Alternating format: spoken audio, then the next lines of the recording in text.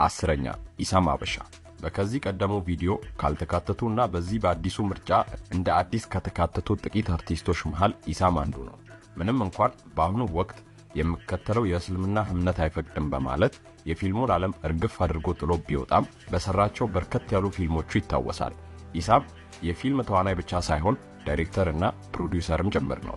መልካም ከሚባሉ የሀገራችን አርቲስቶች መሃል የሚመደበው ኢሳም በአንድ ወቅት በፍቅሩ ወድቃ ራሷን ለማጥፋት እስከመኮረች እንስት ድረስ በቁጥር ትንሽ የማይባሉ ሴቶች በፍቅሩ እንደወደቁ በተለያየ አጋጣሚ ሲናገሩ የሰማነው ጉዳይ ነበር። ይህም በባለፈው ቪዲዮ ኮሜንት ተደጋግሞ ስሙ የተነሳው አርቲስት በዝርዝሩ 10ኛ ላይ ተቀምጧል። 9 ታሪኩ ብርሃኑ ባባ። በአሳዛኝ ሁኔታ ገና በለጋ ዕድሜው በሞት ያጣነው ተወዳጁ አርቲስት ባባ ሌላኛው ብዙ ድምጽ በማግኘት በዝርዝሩ የተካተተ አርቲስት ነው። መቼም የኢትዮጵያ ፊልም ኢንዱስትሪ በተለይም የኮሜዲ ይዘት ያላቸውን ፊልሞች የሚወድ ለታሪኩ ብርሃኑ ባባ የተለየ ፍቅር እንደሚኖረው ግልጽ ነው። ከሰራቸው ፊልሞች መሃል የፍቅር ኤቢሲዲ፣ ፈላሻው፣ ባላገሩ፣ ያበደች ያራዳ ልጅን በጥቂቱ መጥቀስ ይቻላል። ይህ ተወዳጅ አርቲስት በዚህ የአማላዊ ዝርዝር 9ኛ ላይ ተቀምጧል። የተወዳጁን አርቲስት ነፍስ ይማር እያልን 8ኛ ላይ ወደ ተቀመጠው አርቲስት እናልፋለን። 8 አማኑኤል ሀብታሙ።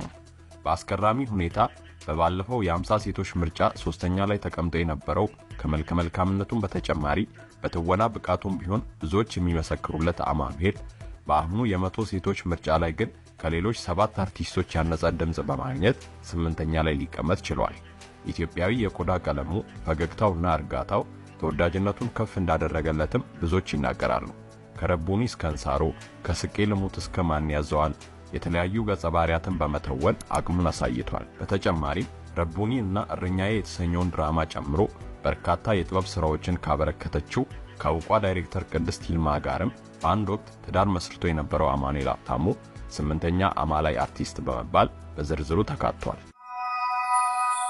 7ኛ ተመስገን ገብረ እግዚአብሔር። በድምጻዊነት እንዲሁም በተወዛዋዥነት ሙያዎቹ የሚታወቀው ተመስገን ሌላኛው ከፍተኛ ድምጽ ያገኘና እንዴት በባለፈው ቪዲዮ ስሙ አልተካተተም የተባለ አርቲስት ነው። አዲስ አበባ ተክለ ሃይማኖት አካባቢ ተወልዶ ያደገውና አላይም ካንቺ ሌላ ሴት በምድር በሚል ነጠላ ሙዚቃው ከህዝብ ጋር በመታወቅ ትልቅ ተወዳጅነትን ያገኘው ተመስገን ከሰራቸው ሌሎች ሙዚቃዎች መሃል ከባድ፣ መላበኝና ሃና የተሰኙ የሚጠቀሱ ናቸው። ድምጻዊው በዚሁ ዝርዝር ባለው ሳቢ የፊት ገጽታና ውብ ፈገግታ በምርጫው ላይ የተሳተፉ ሴቶችን በመሳብ 7ኛ ብዙ ድምጽ ያገኘ አማላይ ሊሆን ችሏል። 6ኛ ባህሬን ከድር።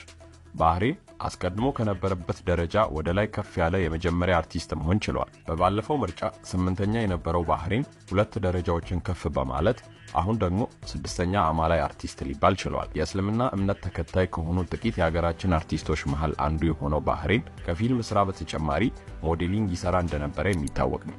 አዲስ አበባ 7ኛ አካባቢ ተወልዶ ያደገው ባህሬን ከ15 በላይ ፊልሞች ላይም በትወና ተሳትፏል። በብዛትም በሚሰራቸው ፊልሞች ላይ ወንዳወንድና ተደባዳቢ አይነት ገጸ ባህሪያትን በመወከል ይታወቃል። እኛም ከ100 ሴቶች በሰበሰብነው ድምጽ 6ኛ ብዙ ድምጽ ያገኘ አማላይ አርቲስት ሊሆን ችሏል። ውድ ቤተሰቦቻችን እናንተም በምርጫው የማትስማሙበት ሲኖር ሐሳባችሁን ታጋሩን ዘንድ እየጠየቀን ወደ ቀሪዎቹ 5 አርቲስቶች እንወሰዳችሁ።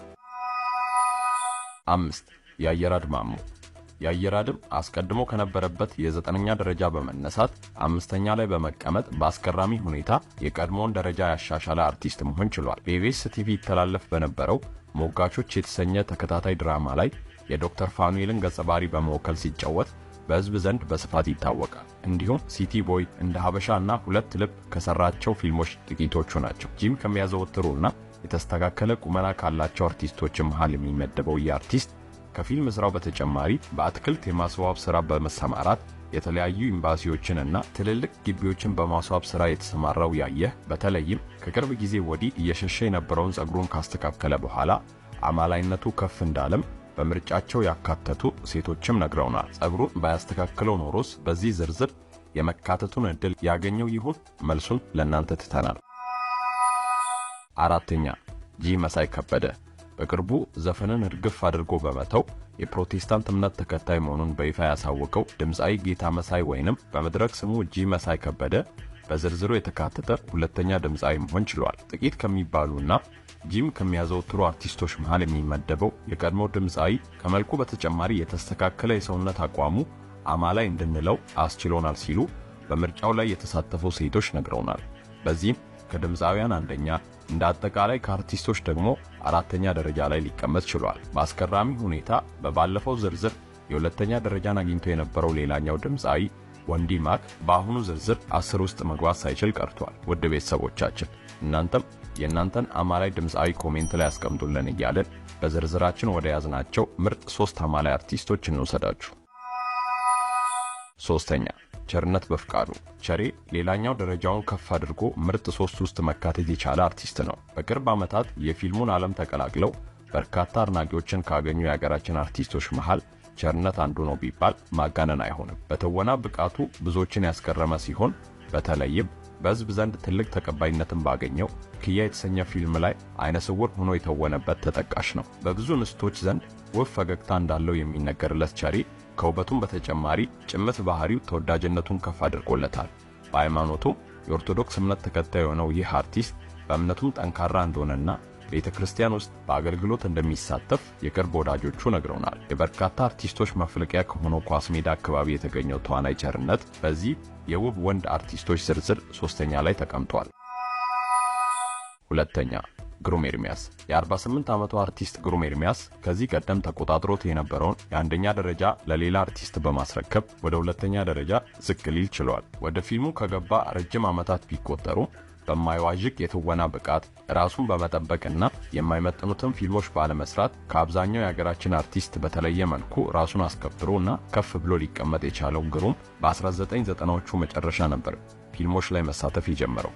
በ1997 ዓ.ም ከሰራው ከነ ሄርሜላ ፊልም ጀምሮ ስርየት፣ አማላዩ፣ ተፈጣሪ፣ 79 በመሳሰሉ በርካታ ድንቅ ፊልሞች ላይ ተሳትፏል። የሁለት ልጆች አባትና የ48 ዓመት ጎልማሳ የሆነው ግሩም ተወልዶ ያደገው አዲስ አበባ ሲሆን የፊልም ትምህርቱንም በሆሊላንድ አካዳሚ ሊከታተል ችሏል። ምንም እንኳን እድሜው 48 ቢሆንም ራሱን መጠበቁና ስፖርት ማዘውተሩ 30ዎቹ መጀመሪያ ላይ ያለ አስመስሎታል። በዚህ እድሜውም ቢሆን ሁለተኛው የሀገራችን አማላይ አርቲስት ከመባል ያገደው የለም። አንደኛ እንግዳ ሰው ሀብቴ ቴዲ።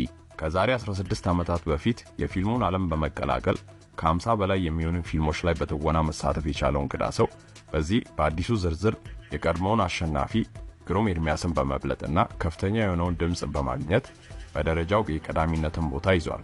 ቄራ አካባቢ ተወልዶ ያደገው ይህ አርቲስት ባለው መልከ መልካም ገጽታ እንዲሁም ረጅም ቁመና ተጨምሮ የብዙ እንስቶችን ምርጫ ማግኘት ችሏል። ውድ ቤተሰቦቻችን ለዛሬ ያዝነው ቪዲዮ እዚህ ጋር ያበቃል። በዝርዝሩ የማትስማሙበት ካለ እንዲሁም መካተት ያለበት አልተካተተም የምትሉት ካለ ሐሳባችሁን አጋሩን እያለን በቀጣይ በተሻሉ ቪዲዮዎች ወደ እናንተ መድረሳችንን እንቀጥላለን። በቀጣይ እስክንገናኝ በሰላም ቆዩ።